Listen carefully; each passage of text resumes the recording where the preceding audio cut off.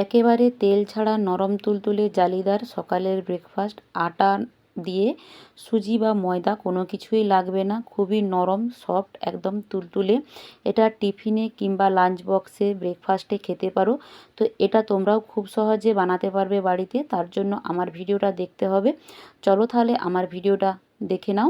নমস্কার, অন্বেষা ভ্যারাইটি ভিডিওতে আবার একটি নতুন স্বাদের ভিডিওতে স্বাগত জানাচ্ছি। আজকে আমি বানাবো আটা দিয়ে নরম তুলতুলে সকালের একটা ব্রেকফাস্ট। তার জন্য আমি এক বাটি আটা নিয়ে নিয়েছি। সুজি কিংবা ময়দা কোনো কিছুই লাগবে না, একবারে আটা, বাড়িতে থাকা যে রুটি বানাই সেই আটা দিয়ে আমি এটা বানাবো। তার জন্য আটা তো এক বাটি নিচ্ছি, তোমরা চাইলে পরিমাণ মতো তোমাদের নিতে পারো। তার স্বাদ অনুযায়ী লবণ দিয়ে দিলাম, 1 চামচ চিনি দিয়ে দিলাম। এবার আমি অল্প অল্প জল দিয়ে একটা ব্যাটার রেডি করব। একসাথে বেশি জল দেব না, একসাথে বেশি জল দিলে পাতলা হয়ে যেতে পারে, তাই প্রথমে সামান্য পরিমাণে জল দিয়ে আমি ব্যাটারটা রেডি করছি। তো আমি বলবো আজকে আমার পেজে যারা প্রথম এসেছো তাদেরকে বলবো আমার পেজটিকে সাবস্ক্রাইব করে পাশে থাকার জন্য।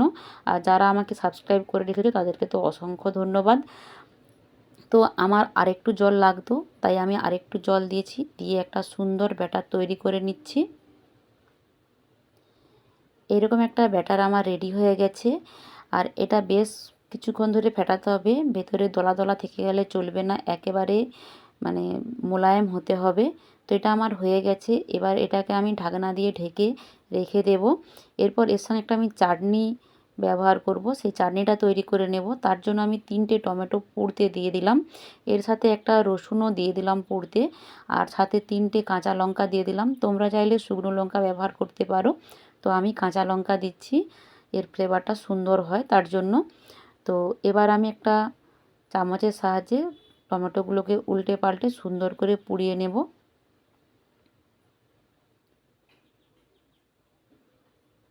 আমার এই ভিডিওটি দেখার পর যদি ভালো লেগে থাকে বলবো বেশি বেশি করে বন্ধুদের মাঝে শেয়ার করার জন্য।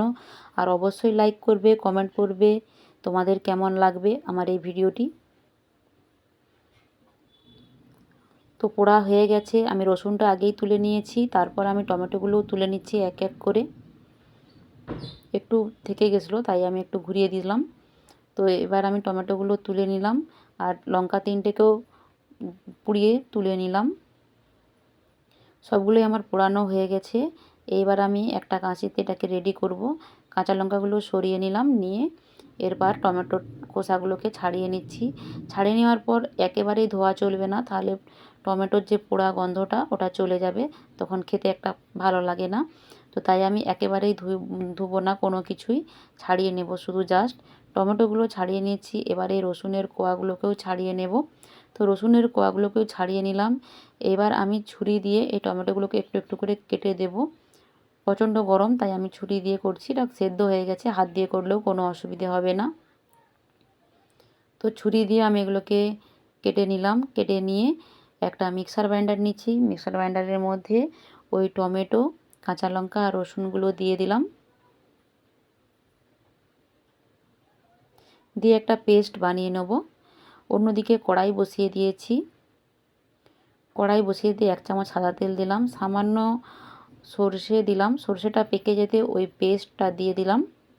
দেওয়ার পর স্বাদ মতো চিনি দিলাম, একটু চিনি দিলে টক মিষ্টি খেতে ভালো লাগে। স্বাদ মতো লবণ দিলাম, স্বাদ মতো বিট লবণ দিলাম, কাশ্মীরি লঙ্কার গুঁড়ো দিলাম, আর একটা পাতিলেবুর একটু ছিলকা রস, 1 চামচের মতন যাতে রস বেরোয় সেটা দিয়ে দিলাম। এই পাতিলেবুর রসটা দিলে ফ্লেভারটা খুব সুন্দর আসে। তারপর এটাকে ভালো করে ফুটিয়ে নিয়ে একটু গাঢ় গাঢ় করে নেব। টমেটোর যে অতিরিক্ত জলটা ওটাকে একটু শুকনো শুকনো করে নেব, যাতে স্বাদটা আরও সুন্দর আসে। তো এটা আমার এবার হয়ে গেছে, দেখো একটু গাঢ় গাঢ় হয়ে গেছে। একটা বাটিতে আমি নামিয়ে নিচ্ছি। তো এটা আমার চাটনিটা রেডি হয়ে গেছে। এবার আমি যে ঢাকনা দিয়ে ব্যাটারটা রেডি করে রেখেছিলাম, ঢাকনাটা খুলে নিলাম। খুলে নিয়ে 1/2 চামচ বেকিং পাউডার দিয়ে দিলাম, তোমরা চাইলে ইনো দিতে পারো। দিয়ে ভালো করে আবারও এটাকে মিশিয়ে নিচ্ছি ব্যাটারের সাথে। তো এটা আমার সুন্দরভাবে মেশানো হয়ে গেছে। এবার আমি এক হাতা করে নিয়ে আমি ব্রেকফাস্টটা রেডি করব। চলো তোমরা দেখো। গ্যাসে তাওয়ায় বসিয়ে দিচ্ছি, একটুও তেল ব্যবহার করব না। এর মধ্যে আমি 1 হাতা ব্যাটার দিয়ে দিলাম।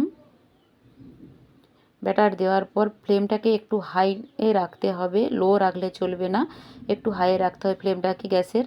তো দেখো কত সুন্দর জালিদার হয়ে যাচ্ছে নিজের থেকেই। তো দেখো কত সুন্দর জালিদার হয়ে গেল।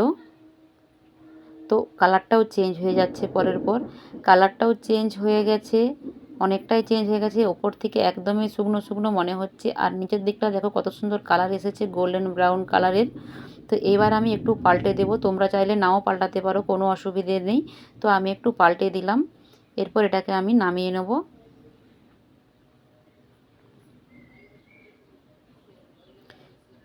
কতটা জালিদার হয়েছে তোমরা নিজের থেকে দেখতে পাচ্ছ, আর পিছনের দিকের কালারটাও কতটা সুন্দর আসছে। তো আমার এটা হয়ে গেছে, এটাকে আমি নামিয়ে নিলাম। আবারও একটু দিয়ে দেখাচ্ছি, আরেকটা বানিয়ে দেখাচ্ছি তোমাদেরকে আমি। দেখো একই রকমভাবে আরেকটাও আমার হয়ে গেছে। তো এরকমভাবেই আমি সবগুলোই রেডি করে নেব। তো আমার একই রকমভাবে আমার সবগুলোই রেডি করা হয়ে গেছে, আর চাটনির সঙ্গে পরিবেশন করব এটা আমি। তো এটা কতটা নরম সফট জালিদার হয়েছে তোমাদেরকে দেখাচ্ছি। দেখো কতটা নরম সফট, একদম মুঠো হয়ে চলে যাবে, কতটা নরম হয়েছে। আর পেছন দিকটাও দেখো কতটা সুন্দর হয়েছে। তো আমার এই রেসিপিটি তোমাদের কেমন লাগলো অবশ্যই কমেন্ট বক্সে জানিও, তোমাদের মতামতের অপেক্ষায় থাকবো। আর একটা তো লাইক তোমাদের কাছে আশা করতেই পারি, আর বন্ধুদের মাঝে শেয়ার করো। তোমরা সবাই ভালো থেকো, সুস্থ থেকো, টাটা।